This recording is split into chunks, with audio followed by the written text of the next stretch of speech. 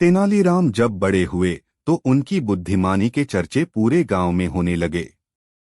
गांव में जब भी कोई किसी समस्या में पड़ता तो तेनालीराम के पास उसके समाधान हेतु चला आता। तेनालीराम भी अपनी बुद्धिमत्ता के बल पर चुटकी बजाते ही समस्या का समाधान कर देते। तेनालीराम बुद्धिमान तो थे ही, साथ ही एक श्रेष्ठ कवि भी थे और उनकी वाक्पटुता का तो कोई सानी ही नहीं था। गांव वाले अक्सर उनसे कहा करते कि उन्हें महाराज कृष्णदेव राय के दरबार की शोभा बढ़ानी चाहिए। तब तक तेनालीराम का विवाह शारदा नामक कन्या से हो चुका। अपने परिवार के उज्ज्वल भविष्य की कामना में तेनालीराम के मन में भी महाराज कृष्णदेव राय के दरबार में जाने की आकांक्षा बलवती होने लगी। किंतु उन्हें ज्ञात नहीं था कि किस तरह वे महाराज के दरबार तक पहुंचे। संयोग से एक दिन महाराज कृष्णदेव राय के दरबार के राजगुरु तेनालीराम के गांव पधारे। तेनालीराम को जब ये ज्ञात हुआ तो वह भागे भागे राजगुरु के पास पहुंचे और उन्हें अपने घर भोज पर आमंत्रित कर लिया। राजगुरु जब तेनालीराम के घर आए तो तेनालीराम और उनकी पत्नी ने उनका बहुत आदर सत्कार किया, उनकी बहुत सेवा शुश्रूषा की। तेनालीराम ने उन्हें अपनी कविताएं सुनाई और अपनी वाक्पटुता से उनका मनोरंजन भी किया। उन्हें पूर्ण आशा थी कि उनकी सेवा और कला से प्रसन्न होकर राजगुरु अवश्य महाराज कृष्णदेव राय के दरबार तक पहुंचने में उनकी सहायता करेंगे। राजगुरु ने गांव से प्रस्थान करने के पूर्व तेनालीराम को आश्वासन दिया कि वह नगर पहुंचते ही महाराज से उनकी सिफारिश करेंगे और इस संबंध में उन्हें शीघ्र ही संदेश भेजेंगे। तेनालीराम प्रसन्न हो गए और उसके बाद से प्रतिदिन राजगुरु के संदेश की प्रतीक्षा करने लगे। लेकिन राजगुरु का संदेश न आना था, नहीं आया। वास्तव में राजगुरु तेनालीराम की बुद्धिमानी देखकर भयभीत हो गए थे। उन्हें भय था कि यदि तेनालीराम राज दरबार में आ गए तो उनकी स्वयं की प्रतिष्ठा कम हो जाएगी। इसलिए उन्होंने तय कर लिया था कि वे तेनालीराम के संबंध में महाराजा कृष्णदेव राय से तो क्या किसी भी अन्य राज दरबारी से चर्चा नहीं करेंगे। इधर दिन गुजरते जा रहे थे और तेनालीराम का धैर्य टूटता जा रहा था। गांव के लोग भी उन्हें चिढ़ाने लगे थे। अंत में तेनालीराम ने निश्चय किया कि अब वे राजगुरु के संदेश के भरोसे नहीं रहेंगे और स्वयं उनसे मिलने नगर जाएंगे। उन्होंने अपनी पत्नी को सामान बांधने को कहा और अगले ही दिन परिवार सहित विजयनगर की राह पकड़ ली। विजयनगर पहुंचकर अपने परिवार को एक धर्मशाला में ठहराकर वे राजगुरु से मिलने निकल गए। उनका पता पूछकर जब वे उनके निवास पर पहुंचे तो देखा कि वहां लोगों की लंबी कतार लगी हुई है। तेनालीराम भी कतार में लग गए। उन्हें पूर्ण विश्वास था कि राजगुरु उन्हें देखते साथ पहचान लेंगे और उनका स्वागत करेंगे। किंतु जब वे राजगुरु के समक्ष पहुंचे तो राजगुरु ने उन्हें नहीं पहचानने का ढोंग किया। तेनालीराम ने उन्हें अपना परिचय देते हुए उन्हें अपनी पिछली मुलाकात स्मरण करवाने का प्रयास किया, किंतु राजगुरु ने सेवकों से कहकर उन्हें अपने घर से बाहर निकलवा दिया। तेनालीराम अपने इस अपमान से बहुत दुखी हुए। उन्होंने तय कर लिया कि चाहे कुछ भी हो जाए वे महाराज से मिलकर ही रहेंगे और राजगुरु से भी अपने अपमान का बदला लेंगे। राजगुरु कर रहे थे, ये संसार मिथ्या है। जो भी यहाँ घटित हो रहा है सब एक दिवास्वप्न है। ये मन का भ्रम है कि कुछ हो रहा है। यदि जो घटित हो रहा है हम उसमें सम्मिलित न भी हों, हम वह न भी करें तो कोई अंतर नहीं पड़ेगा। यह सुनना था कि तेनालीराम बोल पड़े, राजगुरु जी, क्या सचमुच सब कार्य भ्रम है? तेनालीराम को राजदरबार में देखकर राजगुरु चकित हो गए। उनके मन में आवेश का ज्वार उठ खड़ा हुआ। वे उसी क्षण द्वारपालों से कहकर तेनालीराम को दरबार से बाहर फिकवा देना चाहते थे, किंतु महाराज के समक्ष वे ऐसा नहीं कर सकते थे। इसलिए स्वयं के आवेश पर नियंत्रण रख वे मृदु स्वर में बोले, ये सत्य है कि समग्र कार्य भ्रम है। चाहे कुछ किया जाए या न किया जाए, कोई अंतर नहीं पड़ता। यदि ऐसी बात है तो राजगुरु आज दोपहर महाराज के साथ हम सब मिलकर भोजन करेंगे और आप दूर बैठकर देखना और सोचना कि अपने भोजन ग्रहण कर लिया। अब से प्रतिदिन ही ऐसा करना, क्योंकि कुछ किया जाए या न किया जाए कोई अंतर तो पड़ता ही नहीं है। तेनालीराम मुस्कुराते हुए बोला। ये सुनना था कि महाराज और सारे दरबारी हंस पड़े। राजगुरु का सिर लज्जा से झुक गया। महाराज कृष्णदेव राय तेनालीराम के तर्क से बहुत प्रभावित हुए थे। उन्होंने उनका परिचय पूछा। तेनालीराम ने अपना परिचय देते हुए गांव में राजगुरु से मिलने और गांव से राजदरबार पहुंचने का वृतांत सुना दिया। पूरा वृतांत सुनकर महाराज राजगुरु पर बहुत क्रोधित हुए। महाराज तेनालीराम की वाक्पटुता और बुद्धिमानी से अति प्रसन्न थे। उन्होंने उन्हें राज्य का मुख्य सलाहकार बना दिया और इस तरह तेनालीराम महाराज कृष्णदेव राय के अष्टदिग्गजस का अभिन्न अंग बन गए। राजा कृष्णदेव राय के जन्मदिन के अवसर राजमहल में बहुत बड़े भोज का आयोजन किया गया। पड़ोसी राज्य के कई मित्र राजा उस शुभ अवसर पर महाराज को बधाई देने पहुंचे और उन्हें एक से बढ़कर एक बेशकीमती उपहार दिए। सभी उपहारों में महाराज को सबसे ज्यादा प्रिय 4 फूलदान थे। वे रत्नजड़ित फूलदान कला का उत्कृष्ट नमूना थे। महाराज ने उन्हें अपने शयन कक्ष में रखवाया और एक सेवक को उनके उचित रखरखाव की जिम्मेदारी सौंप दी। सेवक पूरी सावधानी से उन फूलदानों की साफ-सफाई किया करता था। उसे पता था कि महाराज को वे फूलदान कितने प्रिय थे। यदि उसकी असावधानी से उन्हें कुछ भी नुकसान हुआ तो फिर उसकी खैर नहीं। किंतु एक दिन जो नहीं होना था वह हो गया। सफाई करते समय उन 4 फूलदानों में से एक फूलदान सेवक के हाथ से फिसलकर नीचे गिरा और चकनाचूर हो गया। डर के मारे उनकी जान सूख गई। लेकिन यह बात न छिपनी थी और न ही छिपी। महाराज को जब फूलदान टूटने की खबर मिली तो वे आगबबूला हो गए। उन्होंने उस सेवक को फांसी पर लटका देने का आदेश दे दिया।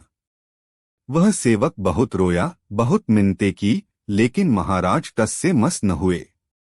अगले दिन सेवक को फांसी पर लटकाया जाना था। तेनालीराम को जब ये बात पता चली तो उन्होंने महाराज से मिलकर इस छोटे से अपराध के लिए सेवक को फांसी देने का विरोध किया।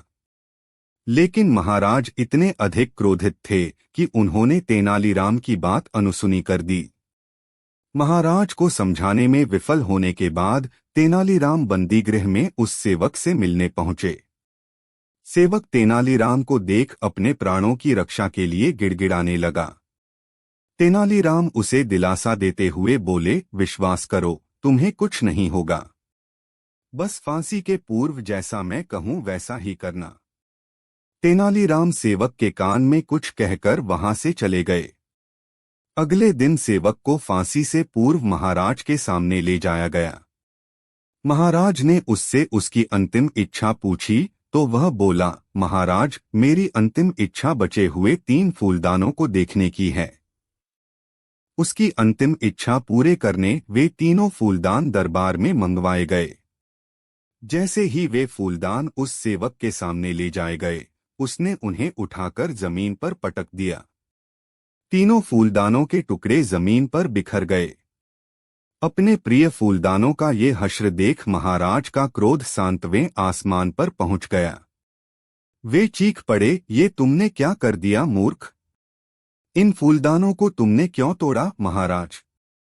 मेरे हाथों जब एक फूलदान टूटा तो मुझे मृत्युदंड मिला। जब ये 3 फूलदान टूटेंगे तब भी किसी न किसी को मृत्युदंड मिलेगा।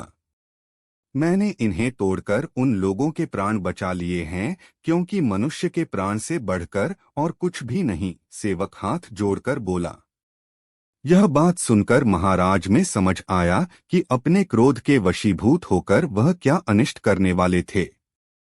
उन्होंने सेवक को छोड़ देने का आदेश दिया और उससे पूछा, किसके कहने पर तुमने से ऐसा किया? सेवक ने तेनालीराम का नाम लिया। महाराज तेनालीराम से बोले, तेनालीराम हम तुमसे बहुत प्रसन्न हैं। क्रोध के आवेश में लिया गया निर्णय कभी किसी के साथ न्याय नहीं कर सकता। आज तुमने हमारे हाथों अन्याय होने से बचा लिया। एक दिन राजा कृष्णदेव राय के दरबार में अरब देश का एक व्यापारी आया। उसके पास एक से बढ़कर एक अरबी घोड़े थे। व्यापारी ने हट्ठे कट्ठे और तंदुरुस्त अरबी घोड़ों की राजा कृष्णदेव राय के सामने इतनी तारीफ की कि उन्होंने फौरन उन घोड़ों को खरीदने का मन बना लिया। अच्छी कीमत देकर व्यापारी से सारे घोड़े खरीद लिए गए। व्यापारी खुशी खुशी वापस चला गया। महाराज बहुत खुश थे। लेकिन जब घोड़ों को रखने की बात सामने आई तो समस्या खड़ी हो गई। सारे अस्तबल पहले से ही भरे हुए थे। उनमें नए घोड़ों को रखने का स्थान नहीं था। इस समस्या का निदान राजगुरु के सुझाया। राजगुरु ने महाराज को परामर्श दिया कि जब तक इस घोड़ों को रखने एक लिए नया अस्तबल तैयार न हो जाए, क्यों न एक एक घोड़ा हम मंत्रियों, दरबारियों और प्रजा में बांट दे। वे उन घोड़ों की देखभाल करेंगे और उसके बदले हर महीने उन्हें एक स्वर्ण मुद्रा दी जाएगी। महाराज को राजगुरु की ये सलाह जंच गई और उन्होंने वे घोड़े अपने मंत्रियों और दरबारियों में बंटवा दिए। जो घोड़े बचे वे प्रजा में बांट दिए गए। महाराज का आदेश था, इसलिए सब लोग चुपचाप घोड़े लेकर अपने अपने घर चले गए। एक स्वर्ण मुद्रा में उन घोड़ों के चारे का प्रबंध करना और उनकी देखभाल करना बहुत कठिन था। लेकिन वे राजसी घोड़े थे, इसलिए उनकी देखभाल में कोई कोताही नहीं बरती जा सकती थी। सब अपना पेट काटकर घोड़ों की देखभाल करने लगे। एक घोड़ा तेनालीराम को भी मिला। उसने वह घोड़ा अपने घर ले जाकर एक छोटी सी अंधेरी कुटिया में बांध दिया। उस कुटिया में छोटी सी एक खिड़की बनी हुई थी। उस खिड़की से तेनालीराम रोज शाम थोड़ी सी सूखी घास घोड़े को खिलाया करता था। घोड़ा दिन भर भूखा रहता था, इसलिए जैसे ही शाम को खिड़की से सूखी घास देखता, लपककर उसे खा जाता। दिन बीतते गए और वह दिन भी आया जब अरबी घोड़ों का अस्तबल बनकर तैयार हो गया।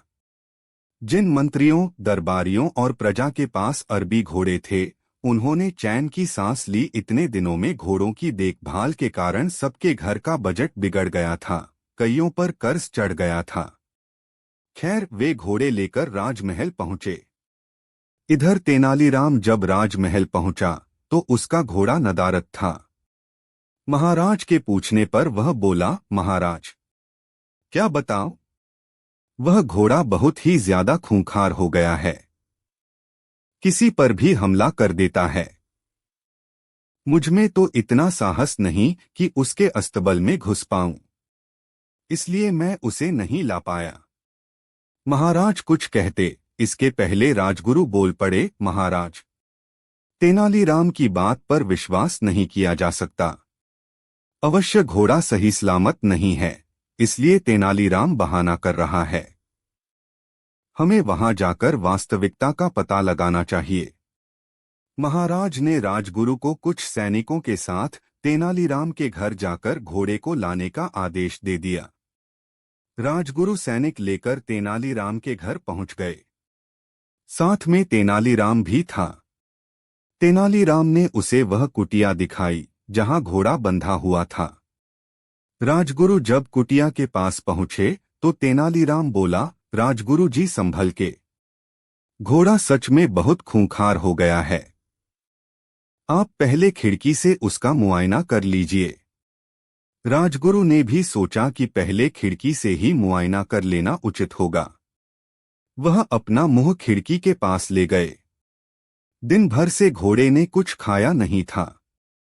तेनालीराम शाम के समय ही उसे सूखी घास दिया करता था, इसलिए जैसे ही राजगुरु खिड़की के पास अपना मुंह लेकर गए, उनकी दाढ़ी को सूखी घास समझकर घोड़े ने मुंह में दबा लिया और खींचने लगा। राजगुरु दर्द से चीख पड़े। यह देख तेनालीराम बोला, मैंने कहा था न राजगुरु जी की घोड़ा बड़ा खूंखार हो गया है। राजगुरु क्या कहते? बस दर्द से चीखते रहे और अपनी दाढ़ी छुड़ाने का प्रयास करते रहे, किंतु भूखा घोड़ा भी दाढ़ी छोड़ने तैयार नहीं था। आखिरकार सैनिकों द्वारा तलवार से दाढ़ी काटकर अलग कर दी गई। तब राजगुरु की जान छूटी। उसके बाद राजगुरु ने सैनिकों को आदेश दिया कि वे घोड़े को पकड़कर राजमहल ले चलें। घोड़े को राजमहल में महाराज के सामने ले जाया गया। राजा ने जब घोड़े को देखा तो आश्चर्यचकित रह गए। इतने महीने ढंग से कुछ खाने पीने को न दिए जाने के कारण उसका शरीर सूख गया था और वह एकदम मरियल दिख रहा था। अपने घोड़े की ये हालात देख महाराज बहुत क्रोधित हुए और तेनालीराम से बोले, ये क्या हालत कर दी तुमने घोड़े की।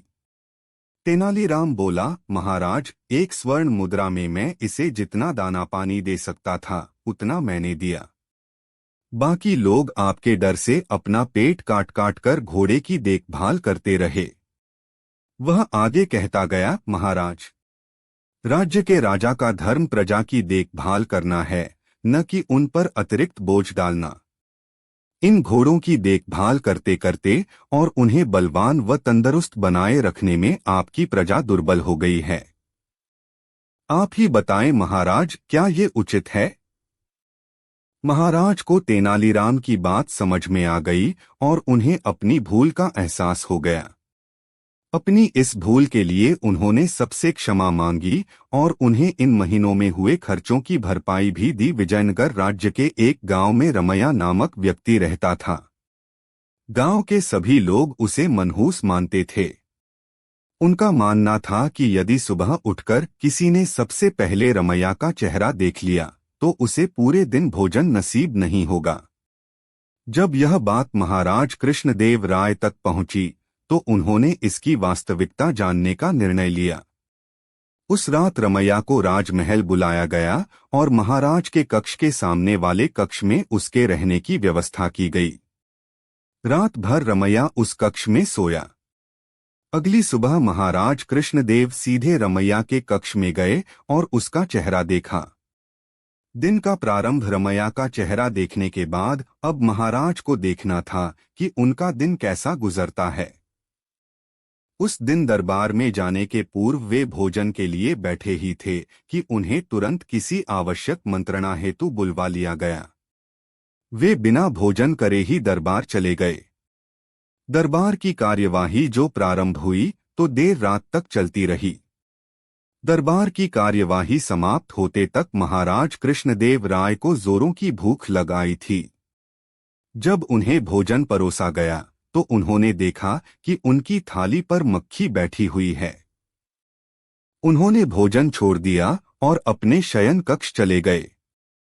कुछ देर बाद रसोइया जब पुनः भोजन बनाकर लाया तब तक उनकी भूख मर चुकी थी। वे बिना खाए ही सो गए। अब महाराज को विश्वास हो गया कि रमैया मनहूस है। उन्होंने उसे फांसी पर चढ़ा देने का आदेश दे दिया।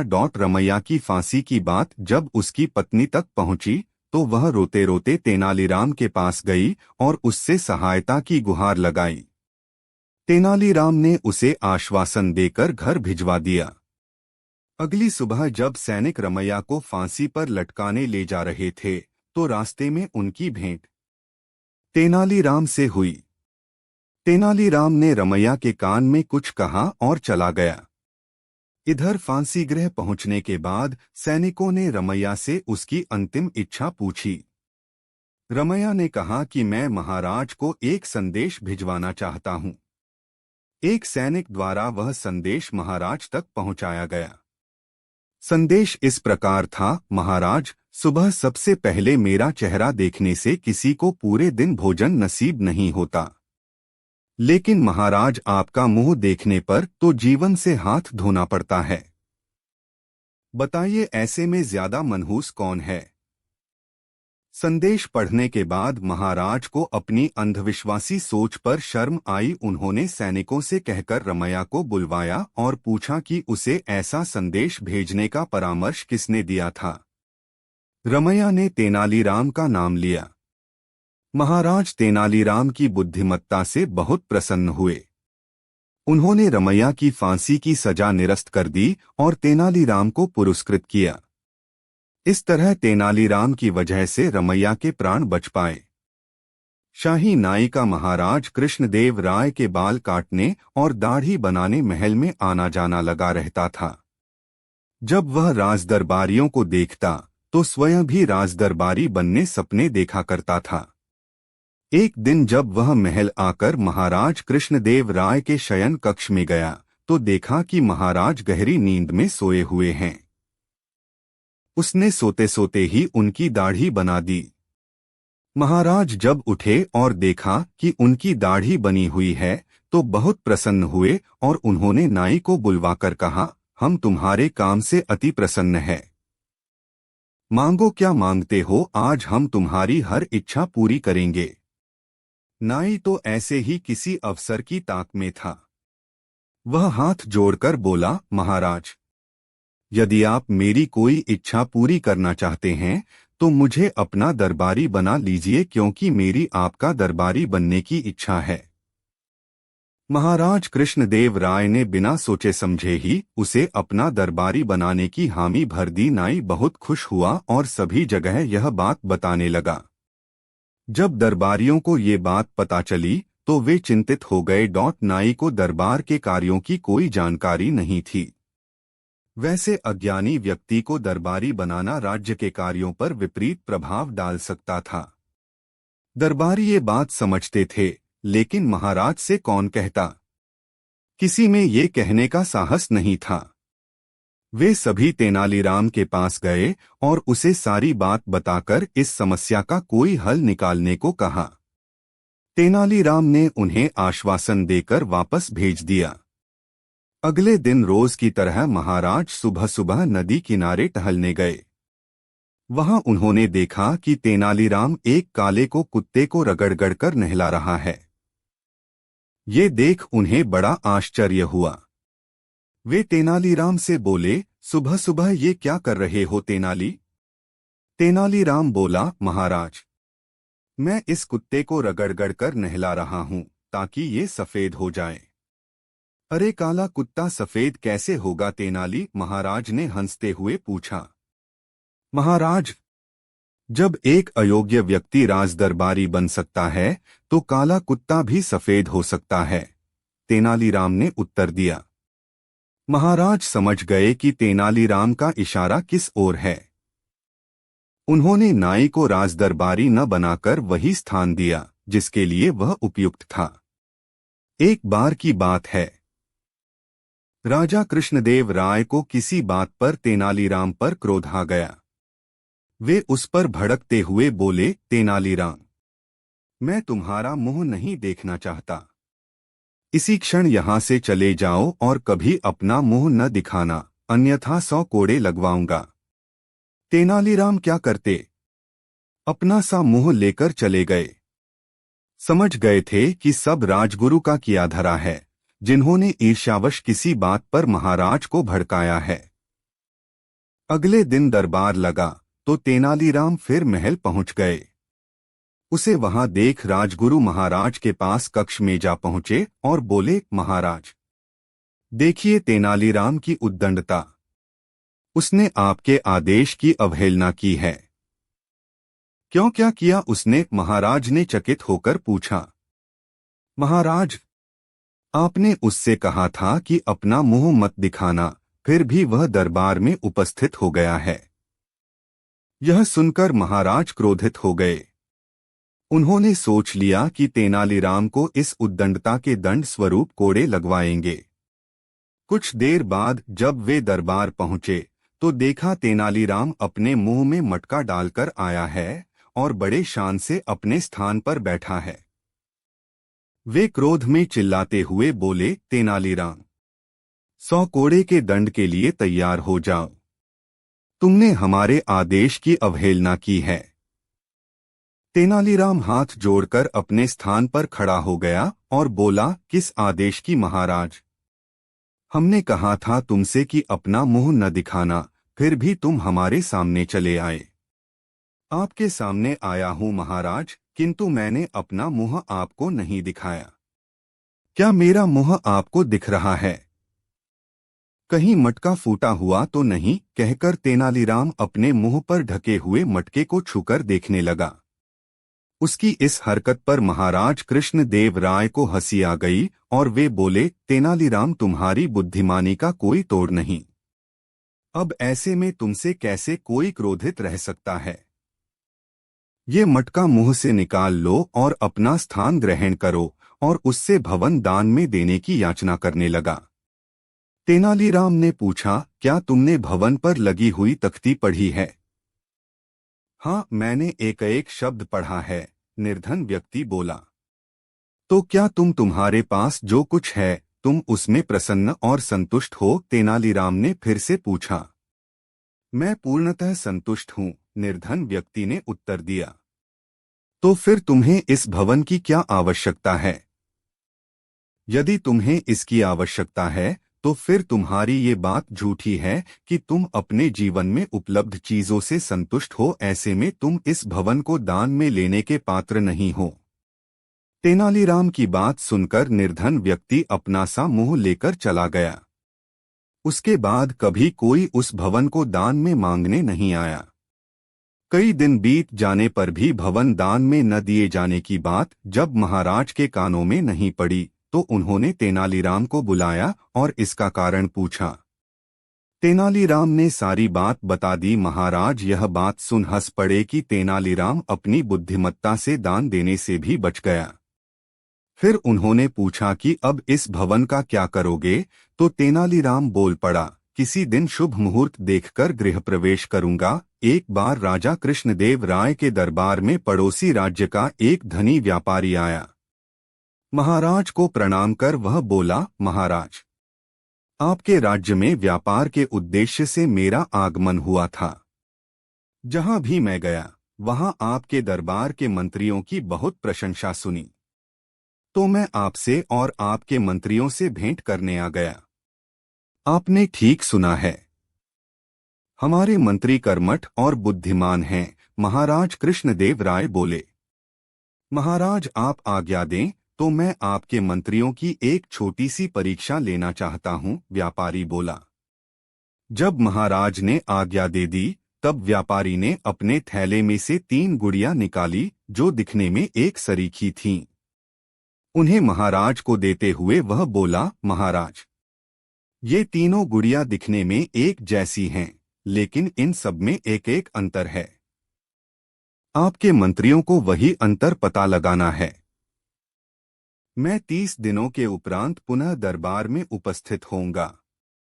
आशा है तब तक आपके मंत्रीगण इसका उत्तर ढूंढ लेंगे। इतना कहकर वह चला गया। महाराज ने वो तीनों गुड़ियां तेनालीराम को छोड़कर अपने हर मंत्री को 3-3 दिनों के लिए दी, ताकि वे उनमें अंतर ढूंढ सके। लेकिन कोई भी मंत्री इसमें सफल नहीं हो पाया। महाराज ने स्वयं भी उन गुड़ियों में अंतर ढूंढने का प्रयास किया, लेकिन वे भी सफल न हो सके। ऐसे में उन्हें चिंता सताने लगी कि यदि व्यापारी वापस आया और उसे पता लगा कि हमारा कोई भी मंत्री उसके प्रश्न का उत्तर नहीं ढूंढ पाया है, तो ये राज्य के मंत्रियों के साथ साथ पूरे राज्य के लिए लज्जा की बात होगी। व्यापारी के आने में मात्र 3 दिन ही शेष रह गए थे। अब महाराज के पास अपने सबसे विश्वासपात्र तेनालीराम को बुलाने के अलावा कोई चारा शेष न था। उन्होंने तेनालीराम को बुलाया और उसे वह तीनों गुड़ियां देते हुए बोले, तेनालीराम, हमें लगा था कि व्यापारी की दी हुई इन 3 गुड़ियों में अंतर हमारे दरबार के मंत्री ही ढूंढ लेंगे, लेकिन ऐसा हो न सका। हम भी इसमें सफल न हो सके। अब तुम ही हमारी आखिरी आशा हो। हमें तुम पर पूर्ण विश्वास है कि तुम राज्य के सम्मान की रक्षा करोगे। तेनालीराम तीनों गुड़ियां लेकर घर चला गया। 2 दिनों तक बहुत देखने, समझने और सोचने के बाद भी उसे गुड़ियों में कोई अंतर समझ नहीं आया। तीसरे दिन भी वह सोचता रहा और शाम होते तक उसने वह अंतर ढूंढ लिया। रात में वह आराम से सोया और अगले दिन नियत समय पर दरबार पहुंच गया। वहां महाराज कृष्णदेव राय और सारे दरबारी उपस्थित थे, साथ ही पड़ोसी राज्य का व्यापारी भी। महाराज बोले, तेनालीराम, व्यापारी महाशय को तीनों गुड़ियों का अंतर बताओ। तेनालीराम अपने स्थान से उठ खड़ा हुआ और कहने लगा, महाराज, ये तीनों गुड़ियां दिखने में एक जैसी हैं, लेकिन इन सब में एक अंतर है जो इन्हें एक दूसरे से अलग करती हैं। पहली गुड़िया के एक कान और मुंह में छेद है। दूसरी गुड़िया के दोनों कान में छेद है। तीसरी गुड़िया के बस एक कान में छेद है। बिल्कुल सही बोले तेनालीराम, लेकिन ये भी बताओ कि इन छेदों का अर्थ क्या है? व्यापारी बोल पड़ा। तेनालीराम ने सेवक से कहकर 3 पतले तार मंगवाए। पहला तार पहली गुड़िया के कान के छेद में डाला। वह मुंह के छेद से बाहर आ गया। सबको यह दिखाते हुए तेनालीराम बोला, ये पहली गुड़िया जिसके एक कान और मुंह में छेद है, ऐसे व्यक्ति को दर्शाती है जिसे कोई गुप्त बात बताने पर वह उसे गुप्त न रखकर दूसरों को बता देता है। ऐसे व्यक्ति पर विश्वास नहीं किया जा सकता। फिर उसने दूसरी गुड़िया के कान के छेद में तार डाला।